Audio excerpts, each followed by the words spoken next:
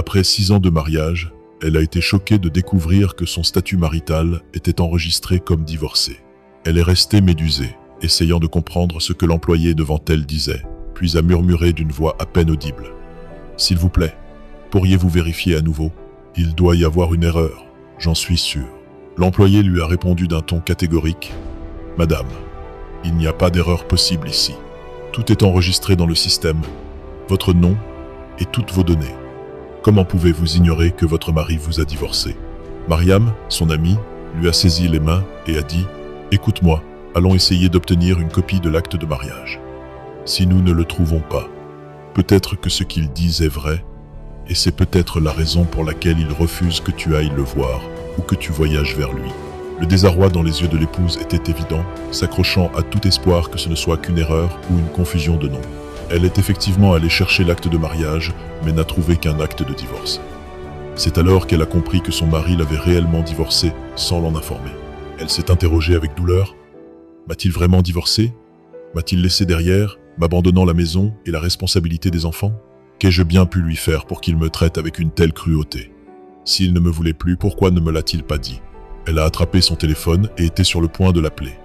Mais Mariam lui a arraché le téléphone des mains. « Qu'est-ce que tu comptes faire ? Je vais l'appeler. Je veux savoir pourquoi il m'a fait ça. Il n'a jamais vu que du bien de ma part. » Mariam a répondu avec sagesse, patiente et réfléchie d'abord. « Si tu le confrontes maintenant, il pourrait couper son téléphone et ne plus jamais te répondre, et il pourrait même arrêter d'envoyer l'argent pour les enfants, qui vous suffit à peine. Tu veux dire que je dois accepter la situation ? Non. Je veux dire que tu dois faire preuve de sagesse. Cherche la raison, demande à ses amis et enquête sur la vérité. En même temps, assure-toi et assure vos enfants, de sorte que même si tu n'obtiens rien de lui, vous ayez sécurisé vos droits. » L'épouse est restée pensive, les paroles de Mariam lui semblant logiques. Elle devait prendre son temps avant de prendre toute décision et être prudente dans ses échanges avec son mari qui lui était maintenant devenu étranger.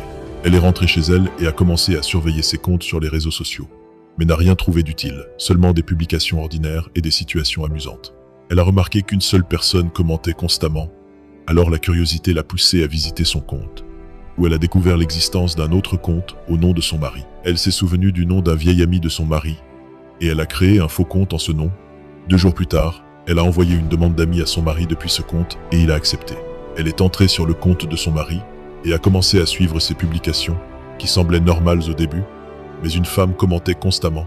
En visitant le compte de cette femme, elle a trouvé une photo la montrant avec son mari, chacun tenant un enfant qui semblait être des jumeaux.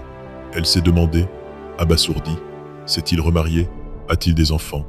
M'a-t-il abandonné, moi et nos enfants ? Elle s'est enfermée pendant une semaine, réfléchissant. Y a-t-il un défaut en moi qui l'a poussée à m'abandonner ? Étais-je si naïve que je suis divorcée depuis 2 ans sans le savoir ? Elle jouait le rôle de l'épouse dévouée pendant qu'il menait une autre vie. Mais un jour, le téléphone a sonné à plusieurs reprises. En regardant, elle a vu que l'appelant était Rachid, son mari. Il appelait rarement. C'était toujours elle qui l'appelait pour prendre de ses nouvelles. À la 3e sonnerie, elle a répondu d'une voix faible. « Allô ? Qu'est-ce qui se passe, Hanem ? J'appelle depuis 2 jours. Et tu ne réponds pas. Est-ce qu'il est arrivé quelque chose aux enfants ? Non, je suis juste malade et je n'ai pas d'argent pour aller chez le médecin. Et je ne peux pas bouger. Et ta famille ?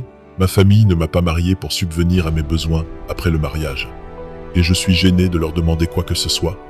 D'autant plus que l'argent que tu envoies ne nous suffit pas et ils dépensent beaucoup pour la maison. Et pourquoi ne me l'as-tu jamais dit auparavant ? Je n'aime pas te déranger, toi qui es à l'étranger. Et qui nourrit les enfants ? Ils mangent ce qui reste de la nourriture que ma mère avait envoyée, un peu de fromage et des œufs, et on se débrouille avec ça.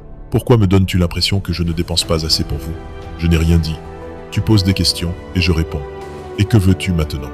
Je veux que tu augmentes un peu l'argent de poche. Ton fils a besoin d'une bonne école, de vêtements et de dépenses. D'accord, je vais augmenter l'argent de poche. Rachid est resté silencieux, s'attendant à ce qu'elle s'enquiert de lui ou de sa venue. Mais elle ne l'a pas fait. Les doutes ont commencé à l'envahir.